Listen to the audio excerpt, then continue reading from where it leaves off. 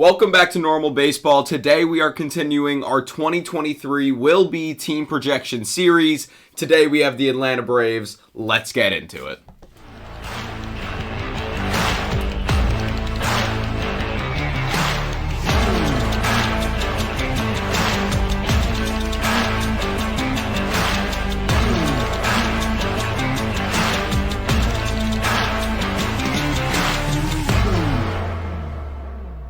What's going on? Welcome back to yet another episode of Normal Baseball. Today, we are continuing our 2023 Will Be Team Projection Series. Today we have the Atlanta Wow, I'm just messing up my words. Today we have the Atlanta Braves, the team that won the NL East last season in a tie with the Mets at 101 wins and 61 losses. They put together a pretty good season, but lost in the NLDS to the Phillies, 3-1, and looking to have a better year this year, an even better year this year. For sure. With their guys healthy. So, the way these episodes work, the way we do these, is we graded every team in MLB on a scale of 1 to 10 in 7 different categories. Those categories being lineup, bench, defense, rotation, bullpen, coaching, and energy. And we totaled up from all 7 of those categories. We totaled up the scores, and we put them from highest to lowest to make our rankings. The Atlanta Braves came in at the second best team in baseball and the first best team in the National League. And we are going to go through all 7 of those categories and tell you why we put them that high. Are we ready, Lewis? Yeah, I like the sound of it. Let's jump right into it. So, for their lineup, we gave their lineup an 8.8 out of 10. This lineup is looking dangerous. We got Ronald Acuna Jr., Matt Olson, Austin Riley, Marcell Ozuna, Michael Harris, Ozzie Albies, Sean Murphy, Eddie Rosario, and Orlando Arcia. It's a very, very good lineup. I think the biggest thing for me would be Orlando Arcia. I think Vaughn Grissom will be playing that position very soon. I don't think Orlando Arcia, going into the season, I'm not going to be saying Orlando Arcia is the Braves shortstop. I'm going to be saying Vaughn Grissom is the Braves shortstop, but he's just in AAA right now. Which you don't, let's just start this conversation. You don't see that too often from an organization like the Braves. Ronald Acuna Jr., they signed him immediately, basically, after calling him up. Austin Riley, they signed him just last offseason. Michael Harris, they called him up from AA, and they also extended him. He winds up to win Rookie of the Year in the National League. And then Vaughn Grissom, who everyone was like, okay, Dansby Swanson is out the door. Vaughn Grissom, it's your time to finally take over the shortstop role. And they sent him down, which if I'm a Braves fan, I'm a little bit concerned about that because you don't see that too often from an organization like the Braves. No, especially, like you said, like the Braves. It just doesn't make sense to me. But they got to know what they're doing. They're up to something. Yeah.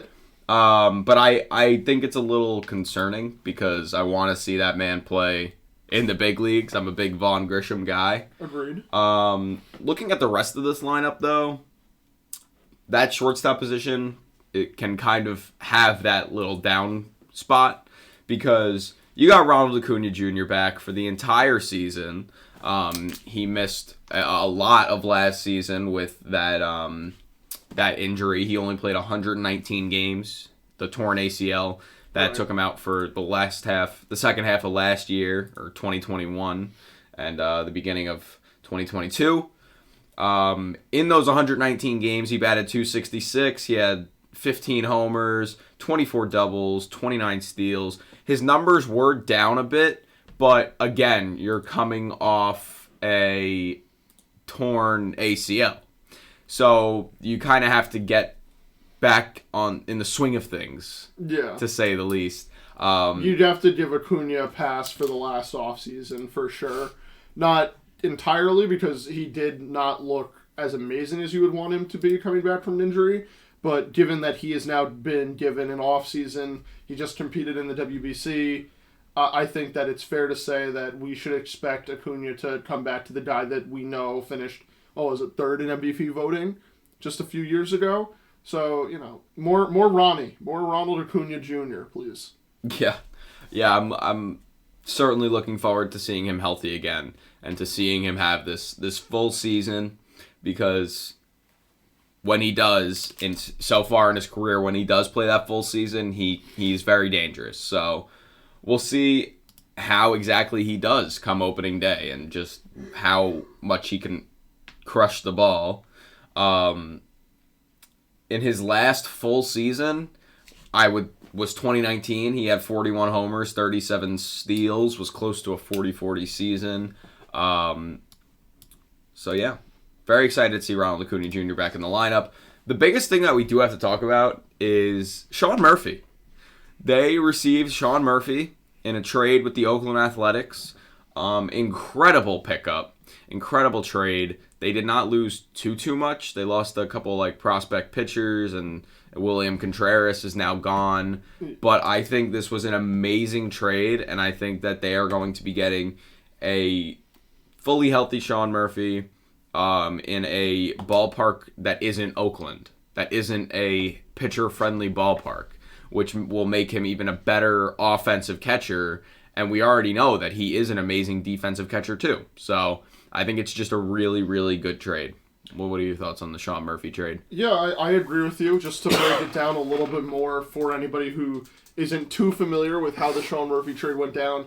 Basically, the Braves gave up the rest of their very high-end or, top 100 prospect guys to acquire Sean Murphy, as well as needing to trade away William Contreras to the Brewers in a three-team trade that worked out to give Sean Murphy a new home in Atlanta.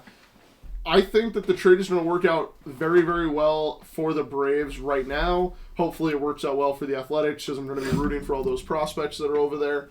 I do hope that Sean Murphy can at least remain constant with how he performed last season, because I think he batted exactly .250 last season, which obviously when he's on the Oakland Athletics, that's not going to cut it. That's not going to help win ball games.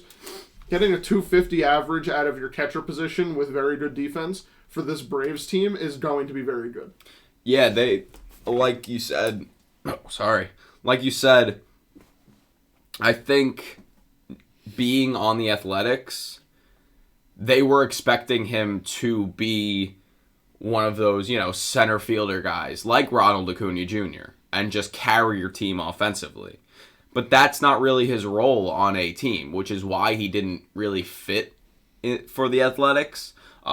He couldn't carry the whole team offensively by himself. Not to say that a guy like Ronald Acuna Jr. does, because the Braves lineup has so many stars. As hitters. Just as kind of a comparison of sorts. But I think Sean Murphy is more of a role player. He's that catcher. He has really good defense. And he's going to go out there and, like you said, bat .250, hit a few home runs, have some doubles, do his job. And pick runners off the base path. I feel like Sean Murphy being in the system of the Braves, they really know how to develop strengths and make certain aspects of their game stronger. And if they can prevent teams in the NL West, in the NL East from running on them, it's going to win them ball games, for sure. There's no other way to put it. Yeah, I was talking more of the offensive side of the ball rather than the defensive side of the ball. That's what I was trying to say. As like he can't just consistently go out there and carry the team with his bat.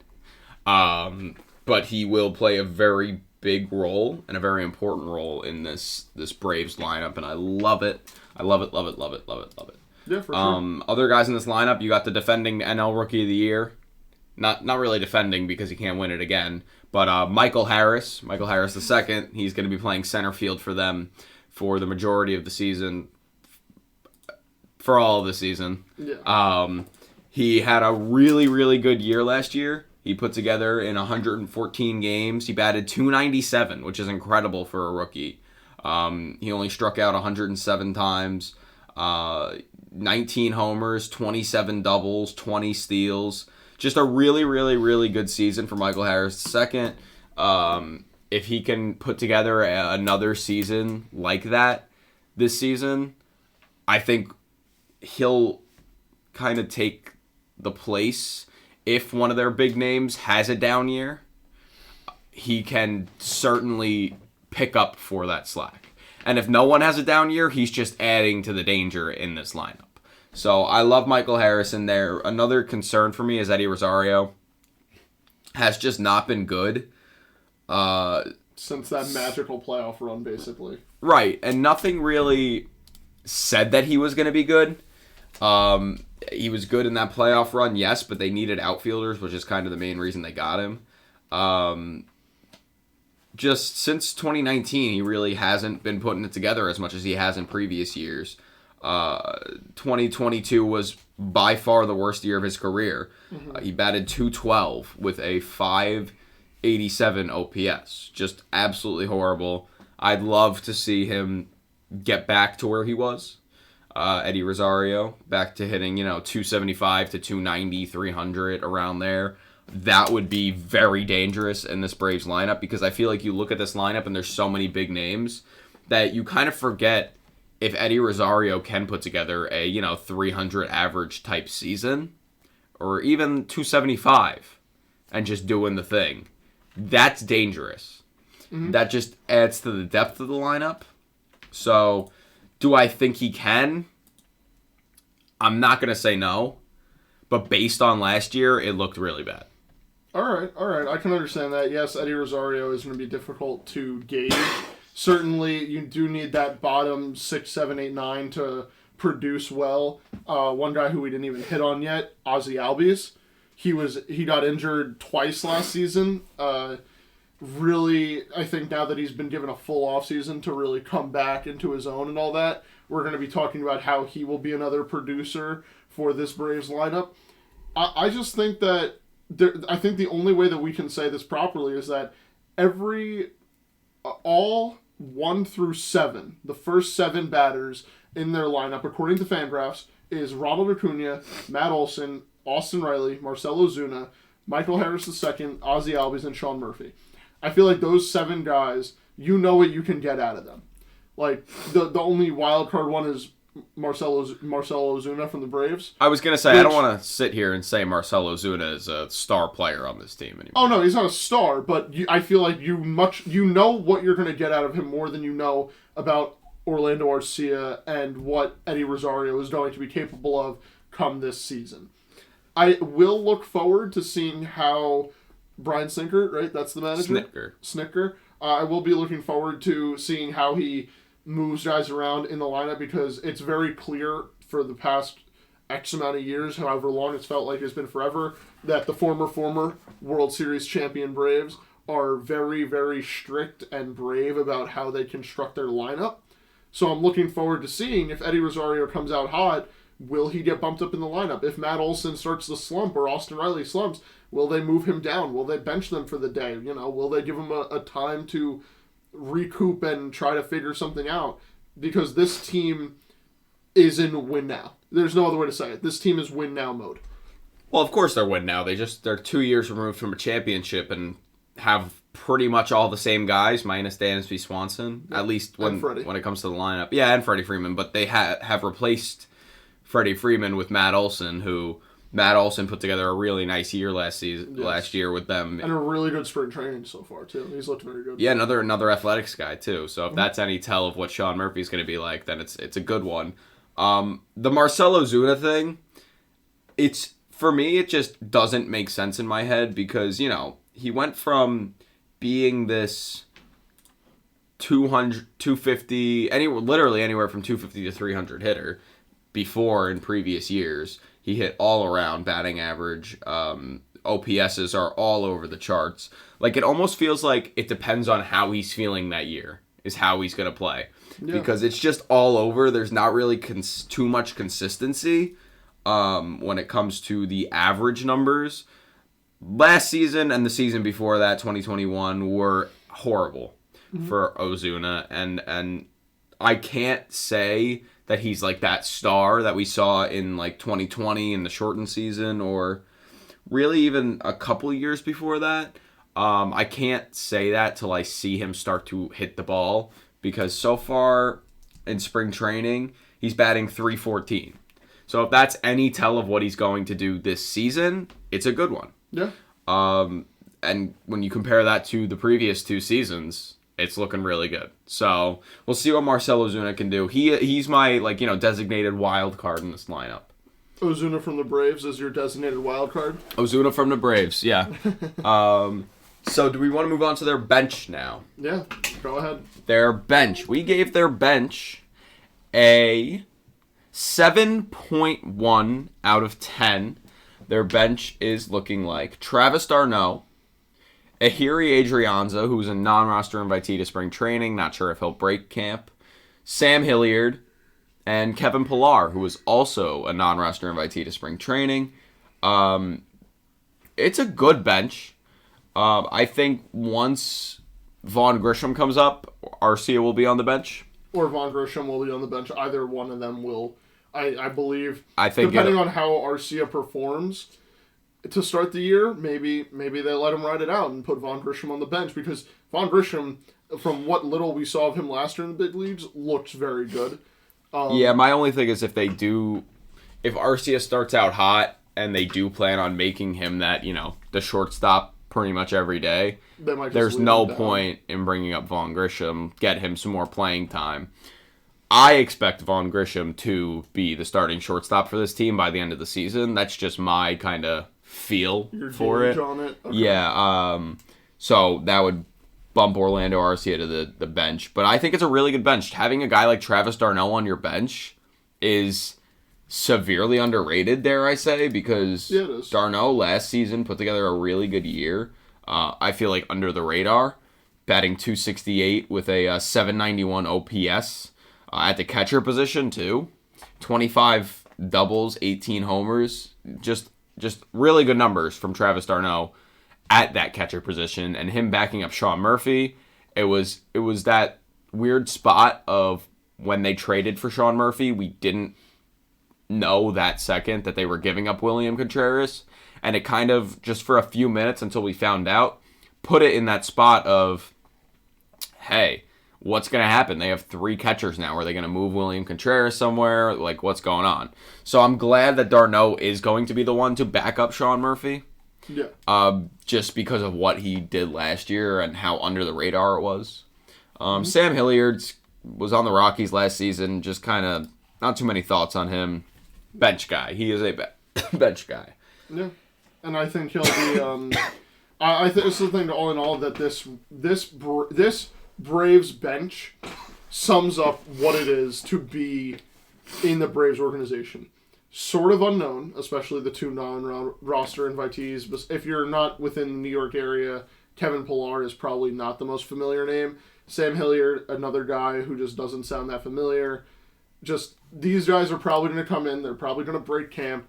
And we're going to be talking about how, in that clutch 8th inning to start the season, the Braves started out hot because of a pinch hit single by Kevin Pillar, or how Travis d'Arnaud stepped in for Sean Murphy in the 6th inning and picked off 2 runners that prevented a comeback from another team. I just think that this bench is very versatile. It has a lot of ability and capability to be used properly. And with the Braves organization, they're all about numbers, they're all about analytics, they're all about making sure that the best person has the best opportunity. You're talking about a bench that can be used very well. Yeah, that's fair. Again, not much else to say about the bench. Yeah, it's pretty open and shut. Yeah, so we can move on to their rotation, which is kind of confusing now. Or their defense. Defense, actually, first. Their defense, we gave them an 8.2 out of 10. It's a very good defense, very fair rating for that defense, because you got a guy like Acuna who really isn't the greatest defender out in right field.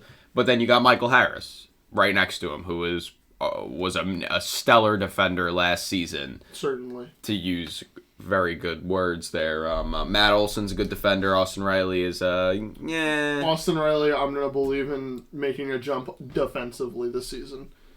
The bat's there. We So all know what he's defend. capable of, and I think he's going to go from average to, dare I say, in that upper echelon of National League third baseman. That I disagree. I think you're stretching it a little bit there. That's just my thought on it. But it's a good defensive team. Yeah. Ozuna is DHing, so you don't have to worry about him in the outfield. Ozzy Albies back at second base, fully healthy. I was gonna say He'll be able to get to any ball, especially with the new shift regulations. We're going to see him make some very athletic plays. Ozzy Albies is, you don't see it because of that jersey, but he is muscle.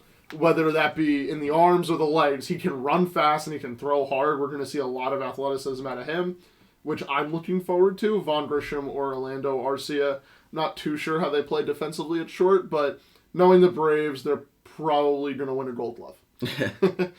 And then, of course, Sean Murphy, who wasn't mentioned, is an amazing defender. Yeah. An absolutely amazing defender as well. So we gave them an 8.2 on their defense. Braves defense. Braves defense. So moving on to their pitching. Their rotation, we gave them an 8.7 out of 10. This was before a couple injuries happened. We have Max Fried, Spencer Strider, Charlie Morton are really the three starters they have right now. Yeah. A few starters are injured. Colby Allard is injured, strained oblique on March 2nd. Mike Soroka, strained hamstring. Kyle Wright, shoulder fatigue. Shoulder fatigue? What, it got tired?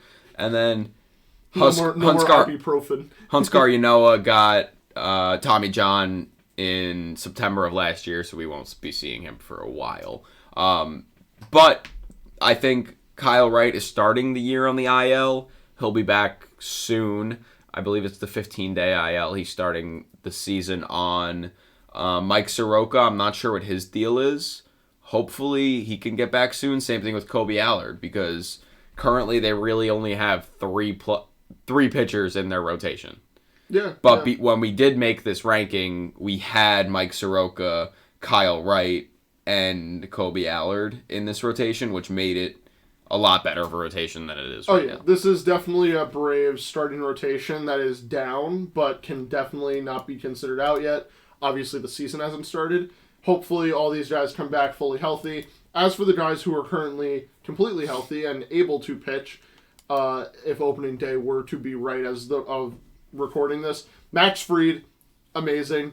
Yes, there is a little bit of bad blood between Max Fried and the Atlanta Braves organization. However, it doesn't matter as soon as he gets on the field. He's already said 1,000,000 times he doesn't care. He just wants to play baseball, and he's really fucking good at it, because there's no other way to say it. Spencer Strider could have won Rookie of the Year. I believe that's who you took to win the Rookie of the Year last year. When the finalists came out, you took Strider. Yeah, I thought he would win it over Harris.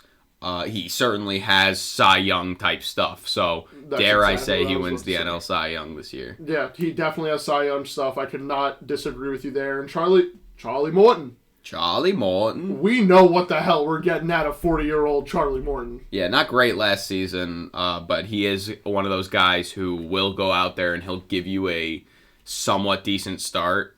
He'll go out there and give you a decent start pretty much every time. Just don't ever tell him to break a leg. Wow. But Charlie Morton, he is looking to have sort of a rebound season, as Alex mentioned, after the kind of down year that he had. Could the age be catching up to him? I hope not. I enjoy watching Charlie Morton pitch. I also enjoy watching Charlie Morton pitch, which is funny you should say that, because Charlie Morton is one of my favorite pitchers of all time. No, I'm kidding. What happened to Ian Anderson? What's wrong with me? Did they put Ian Anderson in the minor leagues? Ian Anderson. Ian Anderson, they have him in AAA right now. I don't know why. At least on Fangraphs, it says he's in AAA.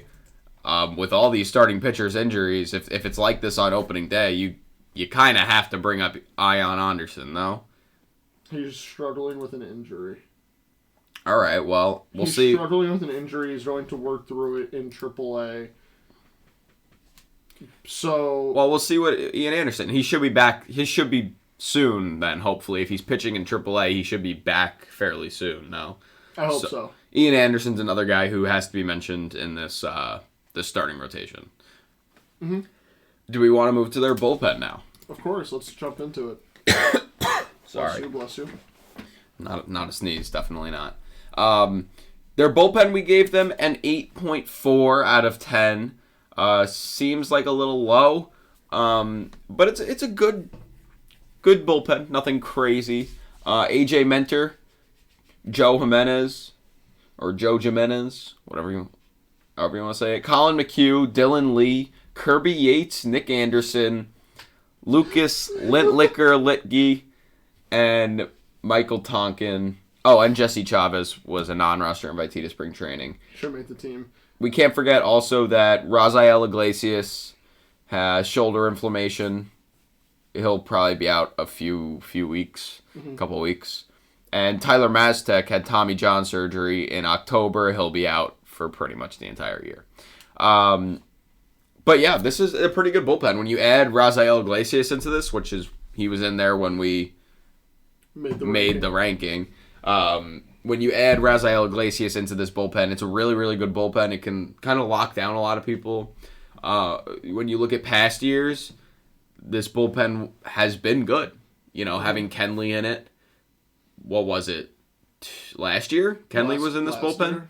Yeah, Kenley was in this bullpen last year. Taking that out is not great, but you go out and get Nick Anderson, who was a pretty good reliever for the Rays the last few years. You get Lucas Litke, who kind of shined on the Yankees the last couple of years as well. He was one of the fan favorites. Joe Jimenez, they got from the Tigers earlier this offseason, which was a pretty big trade. He's going to be like, their setup guy, their eighth inning guy for most of the year. And then you got AJ Minter, who not too used to being a closer. He has closer stuff.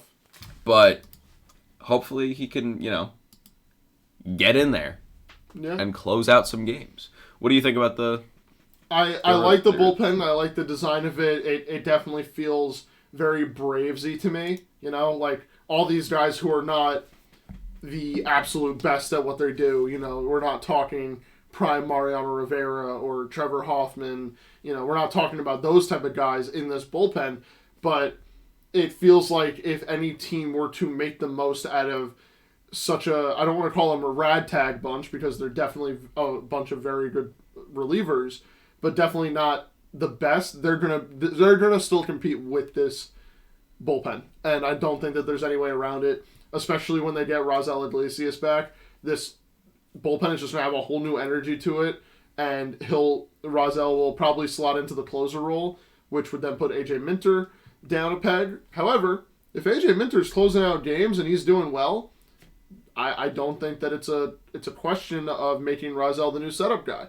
Like, it just feels like everybody in this bullpen is going to produce and going to do well this season just because the Braves know how to get the most out of every one of their pitchers. Oh, yeah. They know how to get the most out of every one of their players. Their players, yeah. They just locked up Spencer Strider.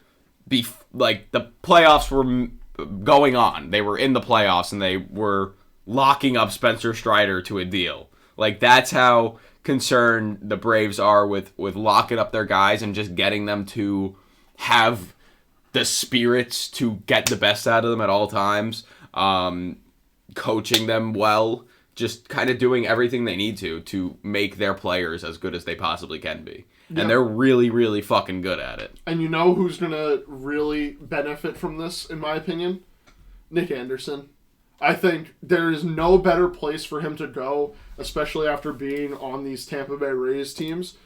I think there's no better place for him to be right now than Atlanta, where he's not going to be this guy that is so crutched upon, especially down the stretch of a season. It's going to be a lot of fun to see how they incorporate guys like Nick Anderson, Joe Jimenez, like you said, AJ Minter, and Raziel Iglesias, how they incorporate all of those guys going into this season. Yeah, Nick Anderson didn't play last year. I'm assuming injury, maybe Tommy John. That's kind of what that sounds like. But in 2020, in 19 games, had a .55 ERA. Yes, as a reliever, ERA, but still, that's incredible. A 1 WAR as a reliever. Just Nick, I'm looking forward to seeing the Nick Anderson bounce back season because we know he can be nasty and we know he can be lights out. For sure, it'll be fun to watch. Moving on to their coaching, we gave their coaching a 7.8 out of 10. Their coaching includes Brian Snitker, Ryan Washington, just a lot of guys that can develop young players. They know what they're doing. 7.8 could even be argued as too low. They have a very, very good coaching staff. They had 2 guys who were top 3 in NL Rookie of the Year voting. Just incredible. One of them never even played in AAA. Braves masterclass right there. That's what that is. Casual Braves masterclass, of course. What more would we expect? My favorite Braves coaching thing is the Ron Washington drill that he made famous, of the infielder drill, throwing the balls and like having to catch it and knock it down. That's just you know what, if you saw it you would know what I'm talking about. The thing I'm where sure a lot he of has people, the fielder on like his on knees his knees. and he's blocking Yeah. it. Oh yeah. So, I know what you're talking about. Yeah, a lot of people probably know what I'm talking about. He was doing it with Pete Alonso with like the All-Star game last season. Like he made it kind of famous. Well known. Yeah. Ron Washington is just a quick hit on him. He's one of those guys that it doesn't matter what team you wear on the front of your jersey. Ron Washington, he always, and all the stories that you hear, he always comes off as he's the super nice guy who just wants to ensure that everyone's having the best experience possible when they're on a ball field. Well, which is just amazing because what the hell are you doing over there? Keep going.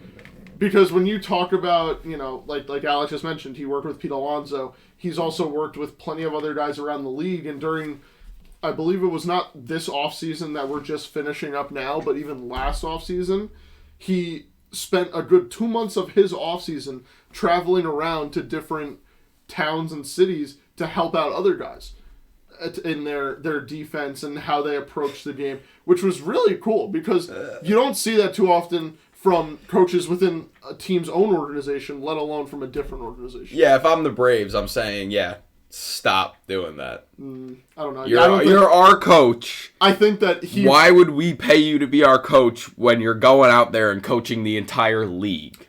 I think he would rather quit than stop doing it. Let him quit.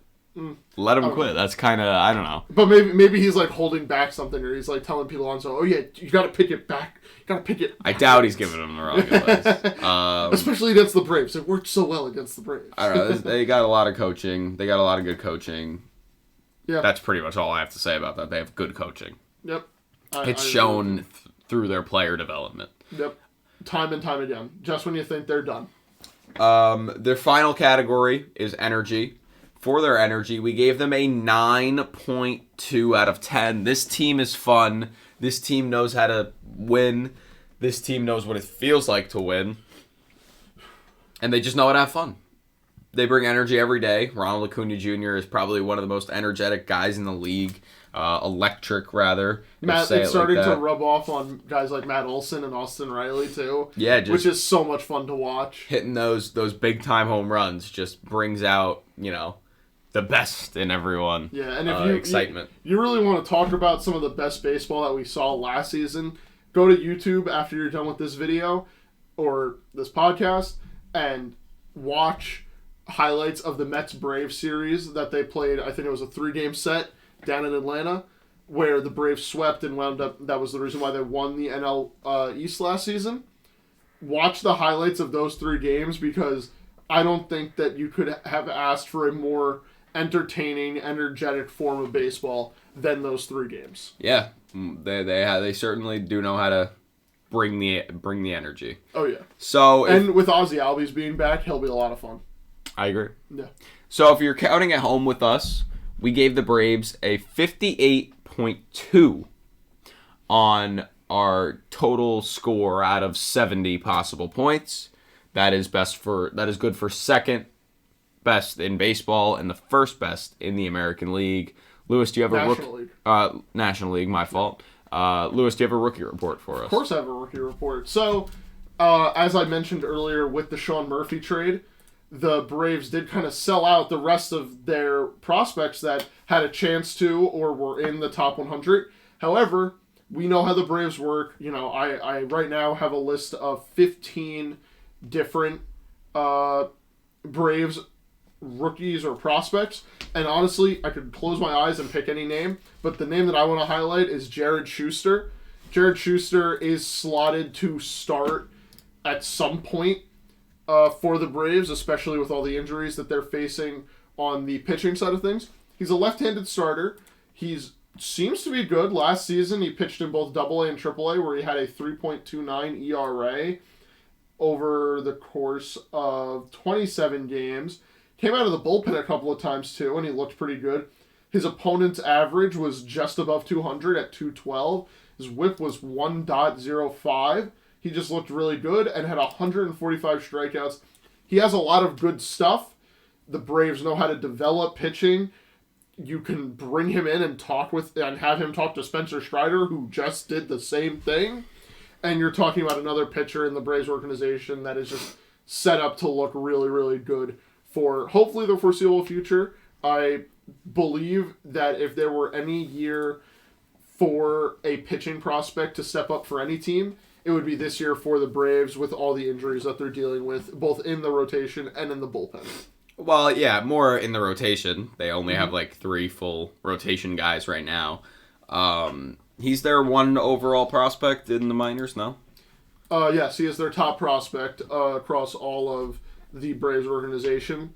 So looking forward to him getting his shot because, as we mentioned before, having only 3 starters, not really ideal going into the season. Jared Schuster just has to continue the Braves tradition of finishing at least top 3 in MVP voting. Rookie of the Year voting. Tradition at this point. Yeah. Yeah, let's see him do it. It's death, taxes, and a Brave finishing in the Rookie of the Year voting in the top 3. Okay, I respect it. Jared Schuster, show us what you got. So, now we will give our MVP pitcher and hitter for the Braves for the upcoming season. Lewis, who will be their MVP pitcher? MVP pitcher, I'm going to go a little bit chalk here. Spencer Strider. I'm going to say the exact same thing. Yeah. Spencer Strider, I think he's got Cy Young type stuff. Oh, yeah. He looked so good last season if you just kind of turn a blind eye to the playoffs that he had. But looked really good, hoping to see more of him and, dare I say, watching him even get better than last season. I'm looking forward to it. I respect it. I could see it happening too. So we'll see what happens with that. Lewis, who will be the MVP hitter for this team? I'm going to go with Austin Riley. I'm banking on him coming in and continuing to do that same thing that he's been doing over the past few seasons. He's looked really good last season. He looked good the season before that, and I don't think there's any slowing down for the 26-year-old hot corner. It sounded like something was supposed to come out of it after that. No. 26-year-old hot corner. The 26-year-old hot corner. It was a very abrupt stop. I'm going to go with Michael Harris II. Mm-hmm. If he can, bat near 300 next season again and kind of have all 5 of those tools, he's going to be a very valuable bat in this lineup. And I'm very high on the young guys, so... Of course. Well, it feels like this whole roster is just young. Yeah, but he's the youngest, so... Mm-hmm. Yeah. So, now, what these episodes are about, I take that back. First, I will say that their over-under on wins is 95.5. Think over or under? Over. I'm going to go over as well. Now... Actually, you know what? Okay, you're going to go under. Gotcha. Yeah. Why? I'm going to back up a little bit. I don't know. You think this team got worse from last year? I did not say that. Well, that's less wins than last year. Okay. Did I say that they got worse? No. Do you think they got worse? Did the competition get better? That's the question that you should be asking. Did the competition get better? They have to play all 29 other teams. They can't go beat up on the Nationals and the Marlins for an extended period of time this year. But now they could beat up on the Athletics. They play them once.